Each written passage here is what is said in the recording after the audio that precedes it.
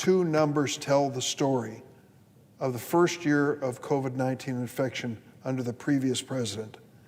The United States of America has about 5% of the world's population, but we had, when Biden took office, 20% of the COVID-19 infections in the world and 20% of the deaths. Now there's hope.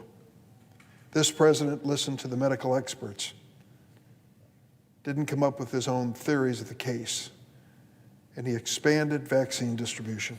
The day Joe Biden took office, on that day, January 20th of this year, to that day, the United States had administered 1.6 million COVID vaccine shots total in the nation. 1.6 million. We're now seeing 3 million vaccinations administered every day. President Biden promised to deliver 100 million COVID vaccine doses in his first 100 days. He didn't do that. He delivered 200 million doses. 40% of all Americans and a majority of U.S. adults have had at least one dose of the vaccine. Every American over the age of 16 is eligible now for the coronavirus vaccination free of charge. Greatly expanding COVID vaccinations and testing is at the heart of the American Rescue Plan that President Biden proposed and this Congress passed last month, sadly, without one single Senate vote from our Republican colleagues, nor were there any House Republican votes in favor of it. The American Rescue Plan, exclusively passed with Democratic votes, also included $1,400 emergency stimulus checks to a majority of Americans, assistance for schools, small businesses, state and local government. Enhanced unemployment benefits, which were scheduled to stop last March, will continue until September. This is an economic lifeline for millions of Americans losing their jobs during the pandemic. The American Rescue Plan expanded the child tax credit and makes it fully refundable so that families who need it most can benefit from it now. America's child poverty rate today is one of the highest in the developed world. This action taken, President Biden's American Rescue Plan, could cut child poverty in America by 40%. We've been waiting for more than 40 years for the benefits of a tax cut for the rich to trickle down and solve these problems, to help working families and end poverty. It didn't work. Income inequality in America grew under the Republican plan, and now it's greater than it was at the start of the Great Depression. But in less than 40 days, the American Rescue Plan is already working. Here are the indications. Last month, the number of families behind in rent fell by 2 million. The share of adults who say they don't have enough to eat fell from 1 in 7 to 1 in 11. And the U.S. economy added 916,000 jobs.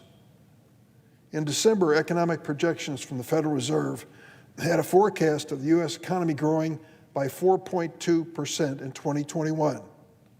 After we passed the American Rescue Plan, that estimate jumped to a healthy, strong 6.5%. Last month, consumer confidence in America hit its highest level since the pandemic shut down the economy a year ago. President Biden is also restoring America's role as a global leader. He used his first speech to a global audience at the Munich Security Conference in February to announce, and I quote, "America is back and the transatlantic alliance is back, and diplomacy is back at the heart of U.S. foreign policy." President Biden is consulting with our allies, not insulting them. And he is countering authoritarian strongmen instead of cozying up to them. Earlier this month, the Biden administration announced new sanctions against Russia and expelled Kremlin diplomats over Russian interference in the 2020 election. The SolarWinds cyber espionage campaign that targeted important U.S. federal agency and Fortune 500 companies and other hostile acts certainly merited that action by the United States against Russia. Once again, America has a president willing to defend this nation against attacks by a hostile government. President Biden is also reasserting American leadership in the fight against climate change. On his first full day in office, he began the process to rejoin the Paris Agreement. Remember when President Trump withdrew from the Paris Agreement, making the United States the only nation in the world that hadn't signed up for this effort?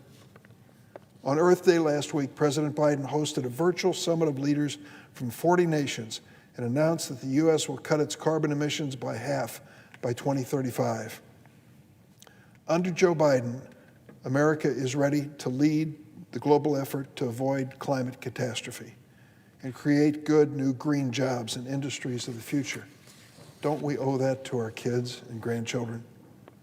And President Biden is returning normalcy and dignity to the office of the president.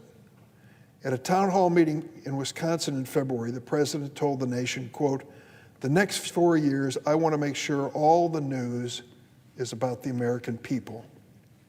He has replaced ego with empathy, chaos with competence, and division with decency and unity. White House briefings are filled with information, not insults. The @POTUS Twitter account no longer fires off tweets in the middle of the night that are unsettling to Americans and even our allies. One of our colleagues on the other side of the aisle complained. He recently bemoaned President Biden's Twitter feed, and he said, quote, "unimaginably conventional." He meant that as a criticism. Most American people find it as a relief. Polls show the majority of Americans approve of President Biden's leadership on the coronavirus and the economy. And a new poll by the Kennedy School at Harvard finds that among young people between the ages of 18 and 29, 56%, a solid majority, 56%, say they are hopeful about America's future. That's the highest for any president in the 21-year history of the poll. The challenges that President Biden and Vice President Harris inherited were historic. They won't be solved in 100 days, maybe not in 100 weeks, but in his first 100 days as president, Joe Biden has kept his promises and has begun to restore the most precious commodity of all, America's sense of hope and common purpose. Those qualities built this nation, and they will build our future. Now, Madam President, I ask consent that this statement be placed in a separate part of the record. Without objection. Thank you, Madam President. Last week, a few of my Republican colleagues introduced their counterproposal to President Biden's American Jobs Plan. The senior senator from Mississippi called the proposal, quote, "a good faith effort." He wishes to engage with Democrats on an issue that touches every community in America on a subject we all know, infrastructure. I think I speak for the entire Democratic caucus in welcoming this effort from our friends across the aisle. As I mentioned earlier, when it came to the American Rescue Plan for vaccines and vaccinations and cash support for families and help for small businesses and schools, not a single Republican would join us. It's time for us to come together and work on a bipartisan basis. Maybe this is a start. After all, infrastructure is what should unite us. Whether you live in Laurel, Mississippi, or Lakeview section of Chicago, our roads, bridges, our fiber optic networks keep us connected and keep us moving. And as we emerge from this pandemic, it's clear that Americans are ready to get to work, building a stronger country, a healthier country, and a more prosperous country. Sadly, though, the proposal from our Republican friends really fails to meet the once-in-a-generation opportunity test to transform America and make America a winner in the 21st century. At a time when millions of Americans lack access to reliable, efficient transportation, and millions more lack access to reliable, high-speed internet, we can't settle for just repaving old roads or filling potholes. We need to invest in this nation's future, put people back to work building a sustainable economic foundation for our children and grandchildren to grow and thrive. We need an infrastructure plan that is a blueprint for the world of tomorrow, not just a patchwork quilt focused on yesterday. And the way I see it, we're on the cusp of a world where America owns the clean energy economy, and exports our union-made electric trucks and cars across the globe, where workers can get to work easily by bus, train, or bike, and working parents don't have to worry about finding a safe and affordable place to leave their kids when they're working. A world where rather than reading about the Mesozoic era in an outdated textbook, a child can throw on a virtual reality headset in the home or classroom and watch in awe as a T-Rex swings its massive tail over their head. A world in which America makes and sells the new technologies of a sustainable economy to the world rather than buying them. That's a future powered by the infrastructure of tomorrow. Under the American Jobs Plan, it's a future made in America, but we need to start building it today, because if we don't, I guarantee you, somebody else will. My friends, take a look across the ocean. Do we really believe that China, for example, is skimping on investing in its future? Absolutely not. They're already using technologies like artificial intelligence to ease traffic congestion in cities. They are installing facial recognition systems on their streets to keep tabs on jaywalkers and, sadly, tabs on ethnic minorities like Uyghurs. That's the difference between us and China. In China, the Communist Party uses technology to broaden the scope of its surveillance state. In America, we have an opportunity to show the world that technology and innovation can actually strengthen democracy by giving people the freedom to work the way they want with universal broadband, to move around the way they want with new forms of transportation. The President's American Jobs Plan will give our kids an honest shot to thrive by eliminating lead pipes and service lines from our drinking water systems and making safe, affordable housing a reality for millions of working families. I can't help but acknowledge my colleague, Senator Tammy Duckworth, when it comes to clean water and new lead pipes and service lines for our drinking water systems. I'm proud of the initiative and leadership that she is showing, working with other members of the Senate to make this a reality. This is a unifying vision for the future. It's a model for global leadership. So let's not balk at the cost of making it a reality. This is not the time to think small. We're talking about a transformative undertaking, and that's part of what America has always been about. More than half a century ago, Republican President Dwight Eisenhower launched the Interstate Highway Program. It changed America. Today, the program's nearly 50,000 miles of expressway carry about 1/4 of all traffic in the United States. These roads connect our communities, have created communities, and serve as a bedrock for our economy. In today's numbers, if you tried to rebuild the interstate highway system, it would cost $500 billion, probably much more, to be honest. It's not a small sum, but boy, it's an investment that paid off. The program generated $6 in economic activity for every dollar spent to build those roads and highways. And the fact is, today, we need to invest in order to build our future.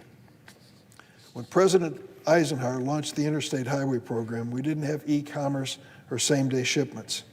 It was more than 10 years before Neil Armstrong stepped foot on the moon. Now, each of us carries around a pocket-sized device with more than enough computing power to get him to the moon and back. The world has changed in many ways for the better. Today, it's not sufficient for an infrastructure plan to begin and end with bridges and roads. If we want to support a modern economy and sustain growth for generations to come, we need to invest in the infrastructure of tomorrow. This isn't to say that we have all the answers on this side of the aisle, but there is one answer we should all get behind. Go big, go bold. We can't penny pinch America into first place. And don't take it from me. Americans of all political stripes, Democrats, independents, and Republicans, support marshaling the resources of the federal government to go big and bold on infrastructure. They want us to not only repair our highways and bridges, but to rebuild our waterways and airports and make high-speed broadband internet available to everyone. Americans support a plan that puts us on track to have an American century in the 21st century. That's our plan, and victory is within our reach. There was an architect and designer in the city of Chicago in the transition from the 19th to the 20th century who helped design the Columbian Exposition, White City, and a lot of history was made with those decisions. His name was Daniel Burnham, and he was asked about planning something like the White City at the Columbian Exposition or the future of the city of Chicago. He had a quote that's you'll turn to almost every day if you follow what's going on in planning in Chicago. Here's what he said: "Make no little plans. They have no magic to stir men's blood," and I might add women.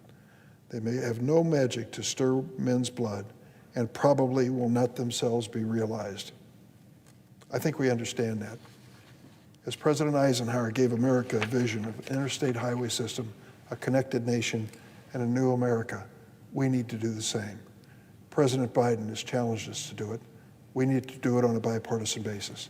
I look forward to working with my colleagues to make it a reality. Madam President, I yield the floor and suggest the absence of quorum.